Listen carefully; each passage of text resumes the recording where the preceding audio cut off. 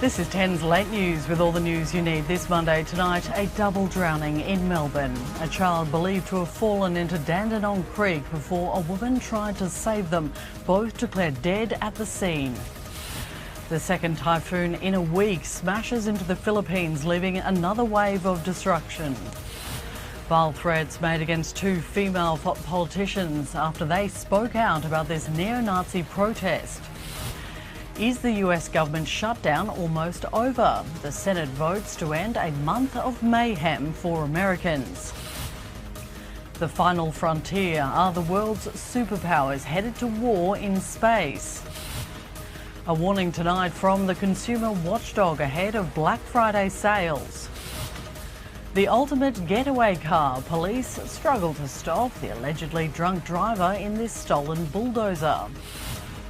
And a rush hour rescue, the little pup who wandered the wrong way, causing a traffic standstill inside a tunnel.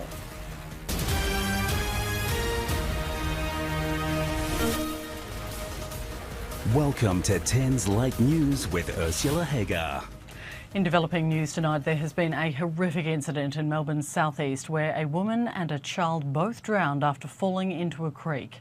Let's go straight to Rory Campbell in our Melbourne newsroom. And Rory, it's believed the woman was attempting to rescue the child when she also got into trouble.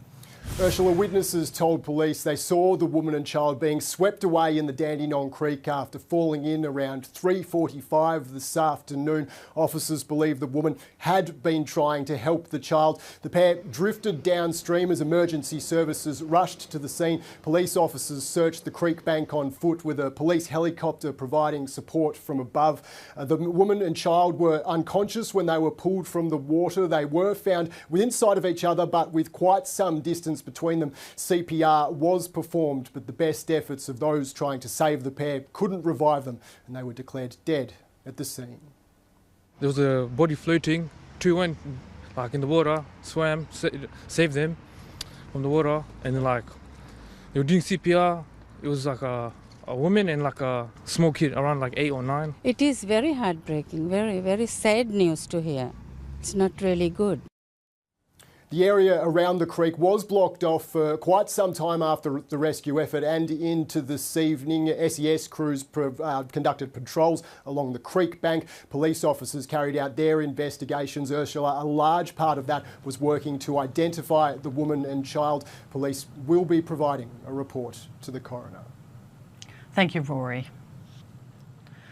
At least 2 people are dead and 1 million more have been evacuated after another superstorm slammed into the Philippines.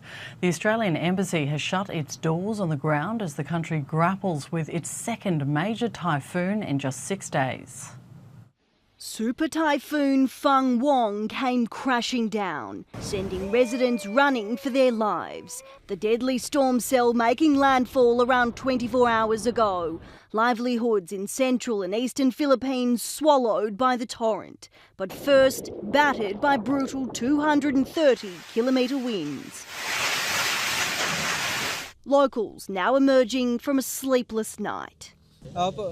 We could not sleep because of the winds hitting our metal sheets and the tree branches falling. I told my grandchildren to pray for our safety. I was just sitting the whole night waiting for the storm to pass. Still picking up the pieces from just 6 days ago after ruthless Typhoon Tino flattened towns, killing more than 220 people.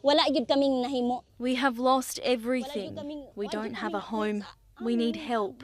We have no place to sleep, no food, nothing to use. We only have torn clothes. We just need food, rice, anything to eat, but we have nothing. Yet again wading through floodwaters that are struggling to recede, moved to safety one by one and in droves. I ordered them to go here to the evacuation area, especially children, seniors, people with disabilities and the pregnant. With nothing more than the clothes on their back, more than 1 million hungry and displaced but not discouraged. We're okay at the moment. It's fine to stay here for the safety of my children.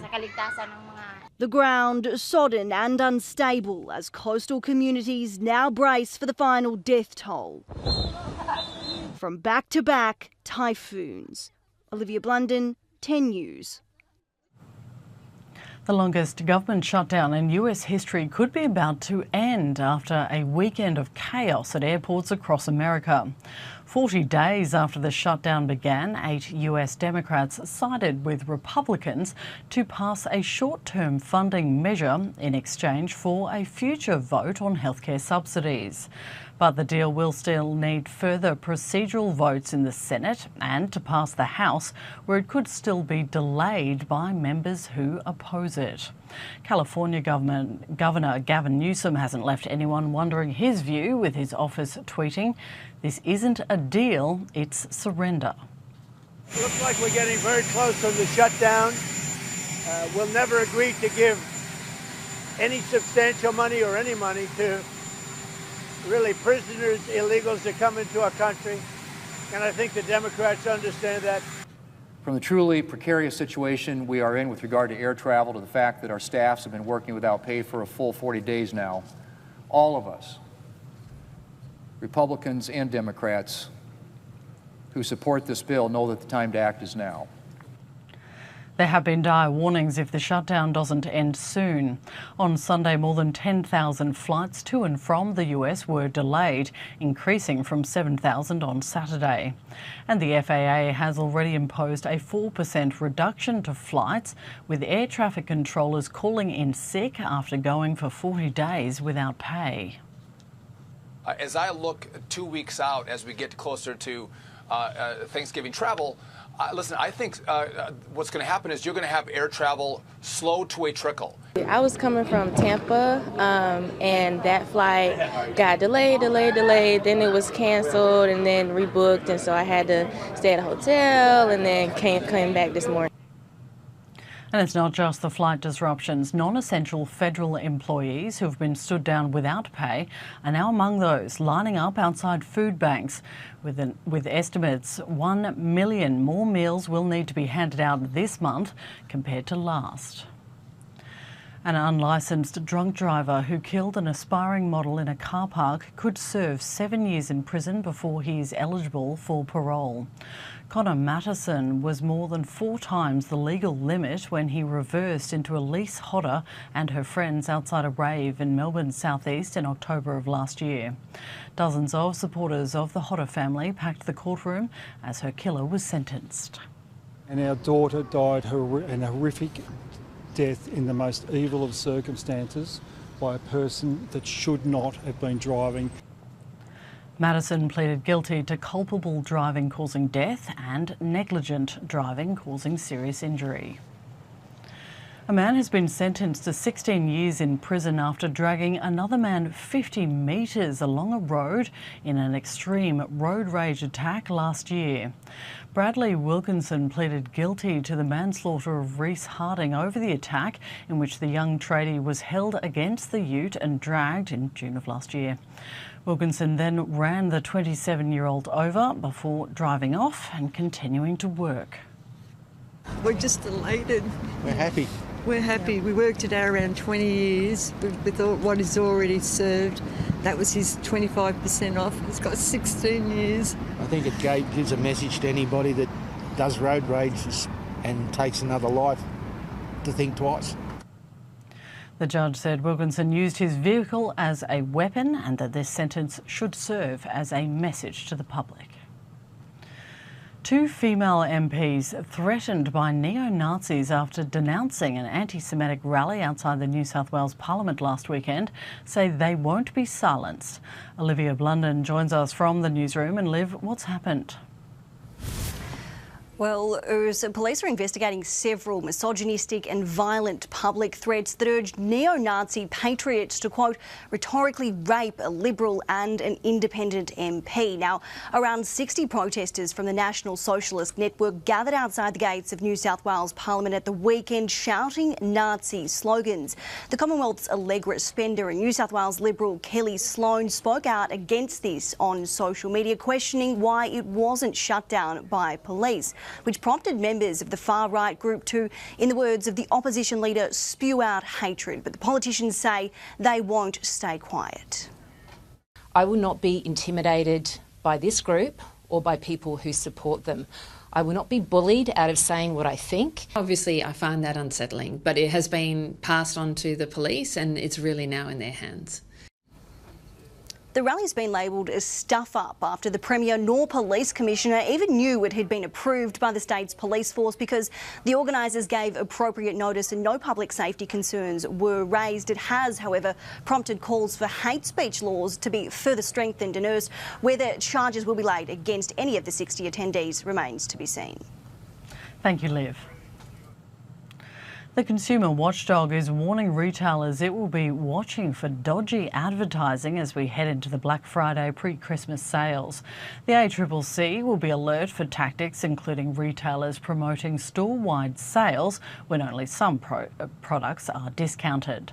Anyone using misleading or deceptive marketing could face enforcement action. As Aussies budget for another Christmas during the cost of living crunch, the Prime Minister is considering an extension on energy rebates. But as Chloe Boris explains, giving households a break could cost the federal government billions. Well, further power bill relief could be on the cards ahead of the Christmas cost of living crunch.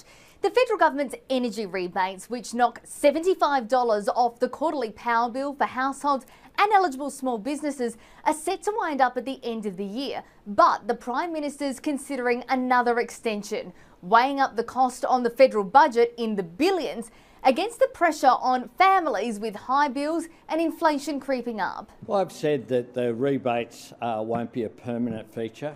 We'll always look, though, at cost of living as our number one priority. It's a total swindle. It's a band-aid on an amputated leg that's happened out in the paddock. At some point, those rebates have got to be unwound. I think in the short term they have done the job that they were required to do. There's an argument the original case for subsidies to help struggling consumers has now passed. So how are Aussie households faring right now? Well, we've got a snapshot from the Salvation Army, which has surveyed 2,500 people, and it found 30% of respondents can't afford to buy presents for their kids this Christmas. It found rent and mortgage payments are the biggest source of financial stress, closely followed by utility bills. Not getting any better. I mean, people are feeling the pressure. I think expectations on families are very, very high. A decision on the energy rebates is likely to be made in next month's budget update. There have been wild scenes in England after a man stole a bulldozer and took it on a late-night joyride. Police attempted to slow down the getaway by using a mail truck to block its path, but the thief was undeterred, ploughing through the lorry. Eventually, the driver was stopped and arrested and charged with theft, dangerous driving and drink driving. We'll stay with us up next. Donald Trump hands out more pardons, including for his one-time co-defendants. Satellite stalking and dogfights in space. Why the Milky Way is becoming the next theatre of war. And the hunt for a beloved pet stolen with the family's car.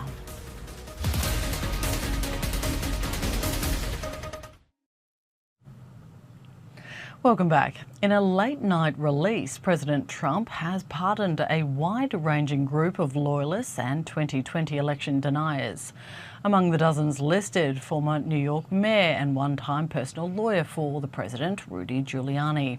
He's been subject to several investigations related to his work trying to overturn the 2020 election result, and he was found liable in at least one multi-million-dollar defamation suit. Several other lawyers and former Trump staffers have also been pardoned. The now former CEO of the BBC has just spoken out after she and the Director General resigned over allegations of bias. The broadcaster is under fire from the US President over claims a documentary misled viewers about a key speech. Patrick Murrell joins me now from London. And Patrick, what has the CEO had to say?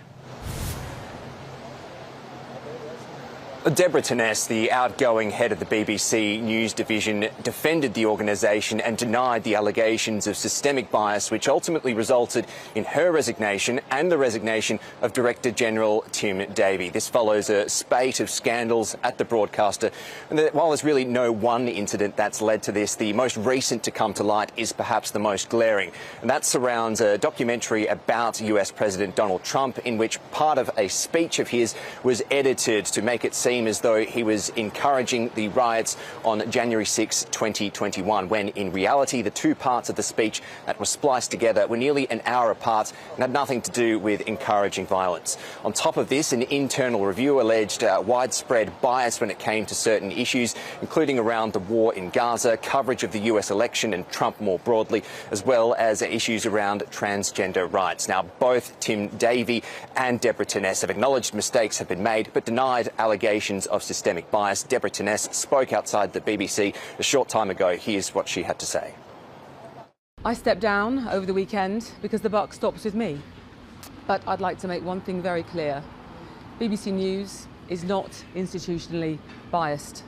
That's why it's the world's most trusted news provider.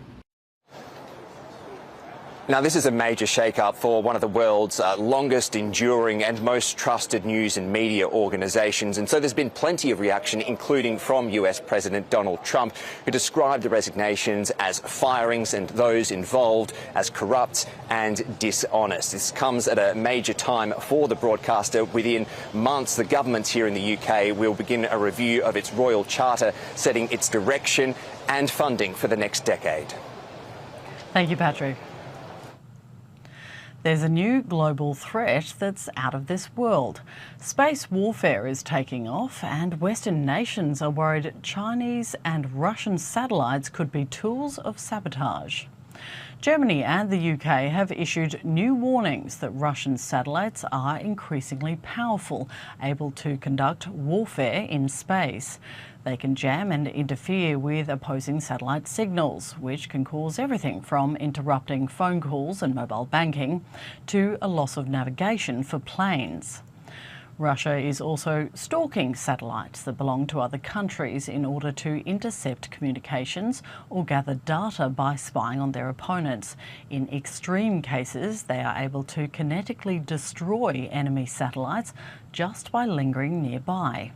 This is especially concerning for the ongoing war in Ukraine, with Russia utilising their tools in space to gain the upper hand and disrupt Ukrainian forces. It is not just Russia. Earlier this year, the US Space Force discovered China was practicing dogfighting with their satellites, which is moving in a way that could destroy or disable rival spacecrafts. Both countries are pouring money into their space conflict programs, and the US and Europe are set to follow suit as their military programs prepare for a new arena of war. A Queensland family has put out an impassioned plea for help after their family car with the family dog inside was stolen. Let's bring in Lawrence Jeffcoat. And Lawrence, how did this all unfold? Well, the McKeon family had their Hilux dual cab parked at a family friend's house in the Brisbane suburb of Wynnum on Friday. 7-year-old German Shepherd Arnie was sleeping in the back of the ute and the thieves struck before his owner got up for work. Arnie has been described by the family as their first baby. That has helped them through hard times. Police have confirmed they are searching for the thieves, and so are locals too. Social media pages have shared the missing poster thousands of times, all in the hopes of finding Arnie. Unfortunately, there hasn't been any solid leads yet, and there is a 5-year-old girl waiting for her furry friend to come home. The family just wants their dog back. Anyone who may see Arnie is being told the pup is friendly and approachable. Thank you, Lawrence. Well, stay with us, and sticking with the dog theme, traffic comes to a standstill in a tunnel as police try to rescue a pup on the loose. And busted for stealing a bus, all because the one he wanted to catch was full.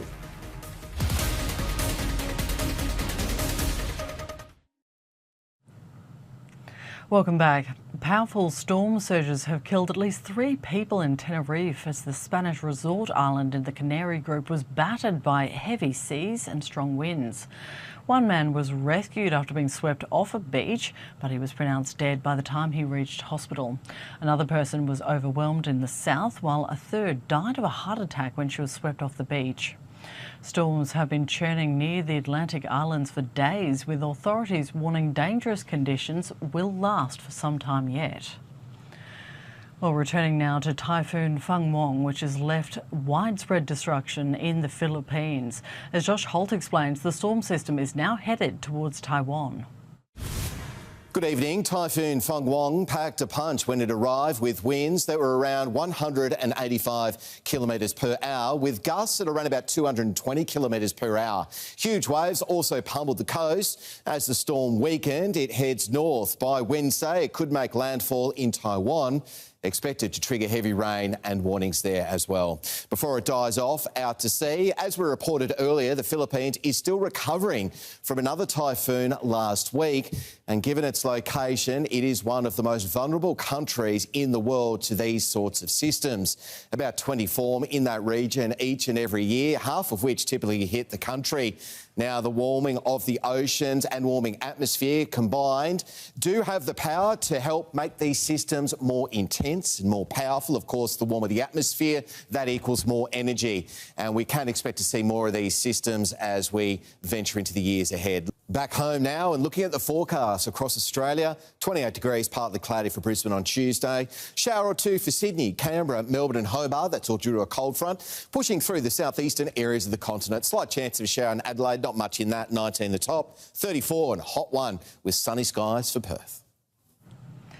Well, the Great Barrier Reef has once again played host to the epic event of new life. But this year was even more special. Human intervention has helped areas under threat of extinction regenerate. It's the time of the year where the Great Barrier Reef multiplies. The spawning event is like the most magical event of the year. It's like snowing upside down. It happens when the tide and temperature is just right, straight after a full moon. A spectacle which lasts several days. It's a real opportunity to look at corals as the animals that they are, because normally